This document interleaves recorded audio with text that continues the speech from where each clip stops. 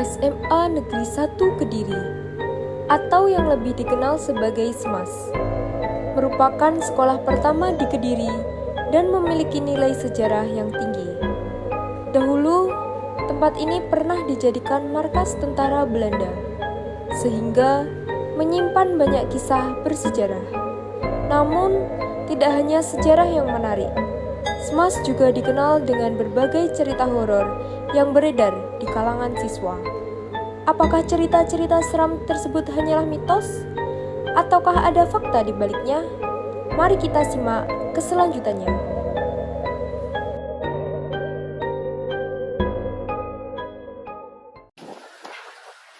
Oke guys, pagi ini kita akan melakukan wawancara mengenai apakah SMAS itu horor atau tidak sih. Dan untuk membuktikan fakta atau mitosnya, kita akan mencari narasumber untuk membuktikannya. Nah, di situ ada salah satu warga SMAS, mari kita tanyai untuk melakukan wawancara.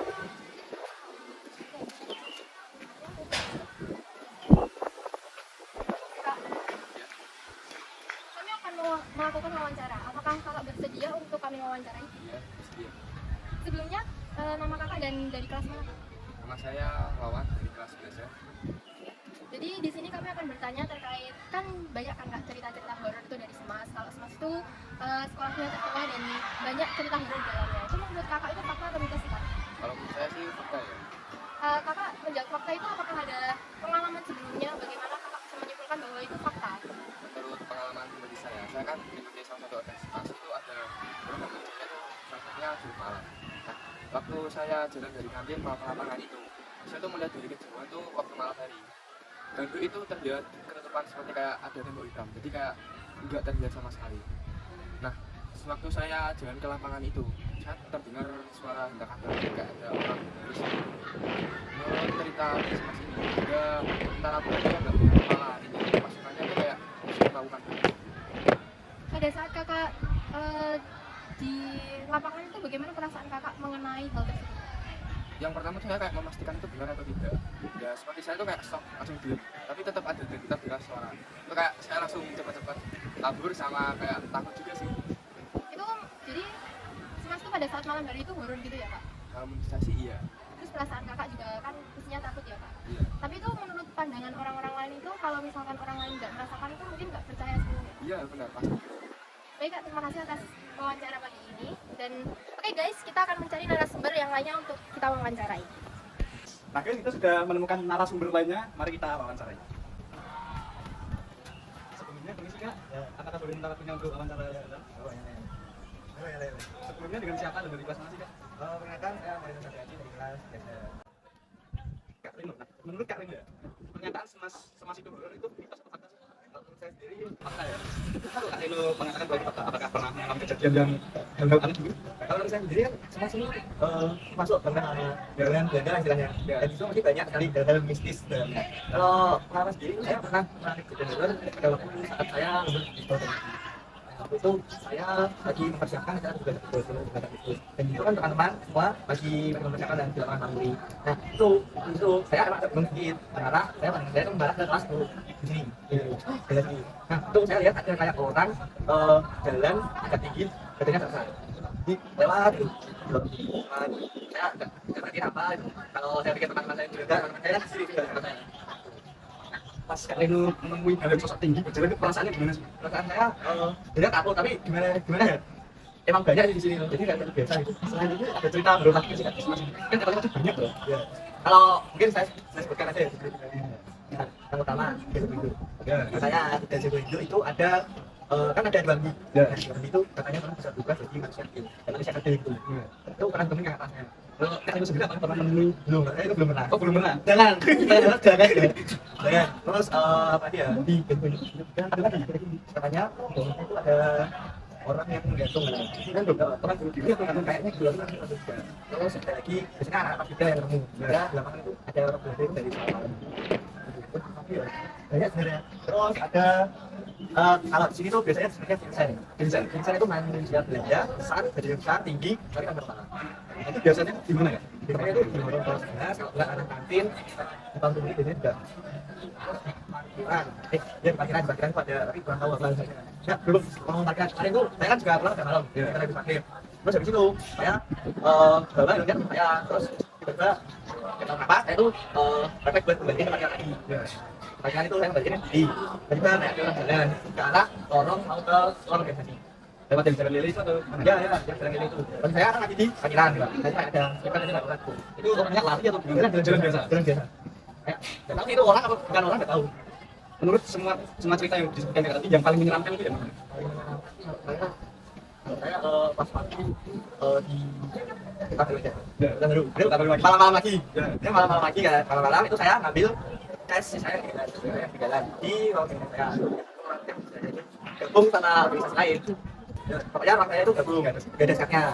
Terus saya tuh kan buat nyalain lampu, itu kan di sebelah sini kan, sebelah kanan. Jadi kalau itu tengok kanan. Nah di ruang organisasi sebelah itu saya lihat ada laki-laki tinggi besar pakai topi kan nggak mungkin kan kalau orang biasa tuh tingginya seplafon. Nah itu saya lihat orang tingginya seplafon, tinggi banget dan saya nggak tahu itu apa. Pokoknya saya langsung cepat-cepat ya ambil tes, mati lampu, tutup, langsung kunci, saya lari ke sana. Perasaan kayak waktu itu tewat berarti kan? Ya saya udah malam-malam nggak ada orang, tiba-tiba ketemu gitu kan Di ruang organisasi ini lagi. Baik Kak, terima kasih sudah menyempatkan waktunya untuk diwawancara ini. Terima kasih Kak. Ya, Nah, kita akan cari lagi narasumber yang lainnya. Tunggu saja ya guys. Halo guys, jadi hari kita sudah menemukan narasumber baru. Langsung kita wawancarai ya. Halo Kak, bisa wawancarai? Ya, bisa. Jadi sebelumnya kakak dari kelas mana dan namanya siapa? Nama saya Grace Andara Fani dari kelas 11A. Menurut kakak itu, aku mau wawancara tentang apakah benar itu Mas itu horor. Menurut kakak itu bukan sama fakta. Menurut aku tuh kepercayaan masing-masing aja sih ya Kak. Kalau dibilang mitos itu tapi namanya ada juga yang pernah mengalami. Pasti kalau dibilang fakta juga itu dulu kali. Kalau kakak sendiri pernah punya pengalaman horor gitu nggak? Jujur pernah sih. Boleh diceritakan ya? Boleh. Jadi waktu itu di kamar mandi SKI, saya kan sedang bersama teman saya bersama kalian. Kebetulan waktunya itu posisinya tuh maghrib dan kita cuma berdua aja di situ. Nah terus kita kan sama-sama di kamar mandi, tapi beda kamar mandi kan ada yang di sebelah kanan dan di sebelah kiri. Nah terus waktu itu saya keluar duluan dari kamar mandi. Di situ saya kan di kanan. Nah setelah itu waktu itu Kaira mau keluar kan, tiba-tiba dari kamar mandi yang sebelah ya kamar mandi antara itu ada suara kamar mandi itu tutup gitu pintunya. Padahal itu Kaira keluar dan itu gak ada siapa-siapa dan pintunya udah tutup. Terus kita takut dong, terus kita mau lari tapi nggak tahu kita mau kemana gitu kan. Jadi kita ngecek, kita berhenti buat ngecek kan.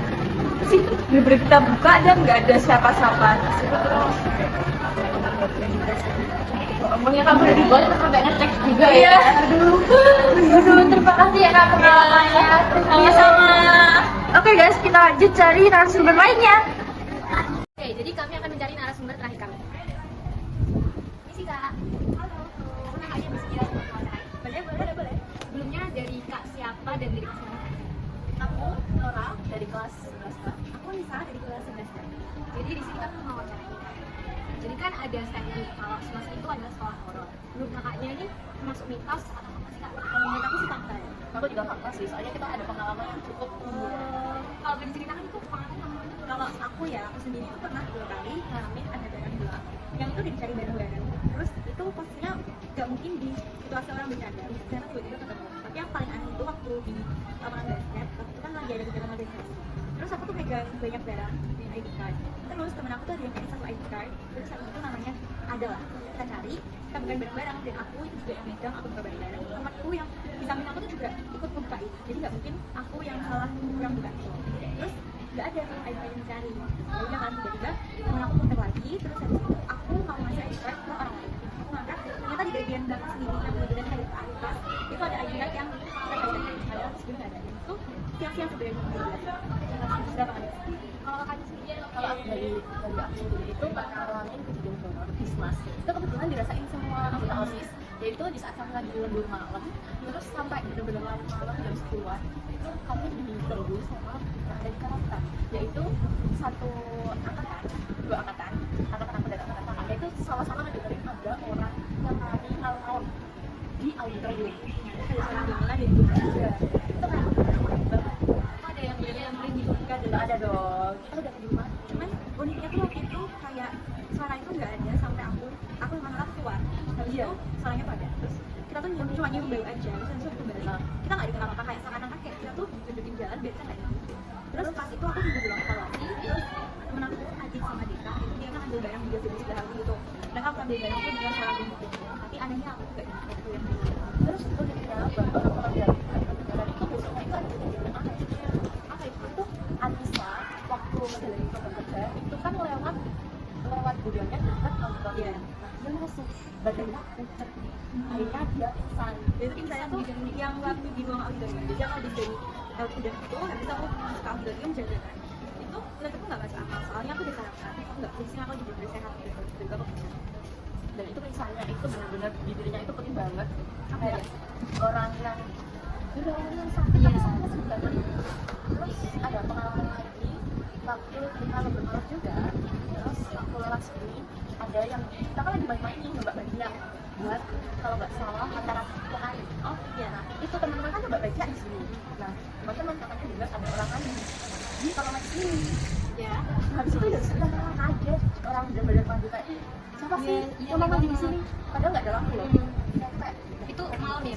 malam habis maghrib pokoknya kita lagi nyoba bagian sambil nyanyi-nyanyi terus ada orang yang Iya.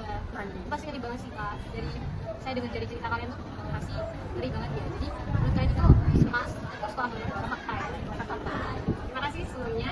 Guys, itu tadi adalah hasil dari video wawancara yang telah kita dapatkan dengan warga Semas. Nah, dari video tadi pastinya kalian bisa menyimpulkan sesuatu dong bahwa Semas sekolah horor itu termasuk fakta.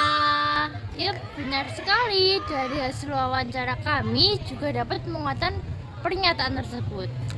Benar sekali. Nah, menurut kalian sendiri gimana sih guys? Semas sekolah horor itu termasuk mitos atau fakta?